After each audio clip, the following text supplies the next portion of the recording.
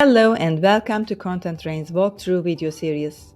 In this video, I'm going to show you how to create a project with a starter kit. Make sure you are on the right workspace to create your project. From the drop-down menu, you can switch to that workspace.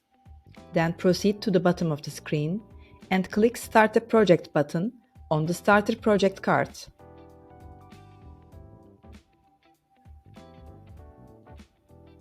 Select a framework to set up your project.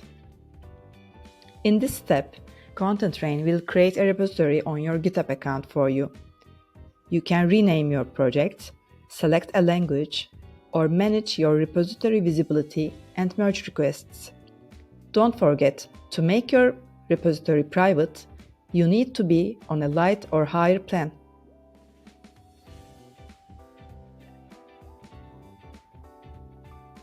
Now your project will be created and you will be directed to your project's overview screen.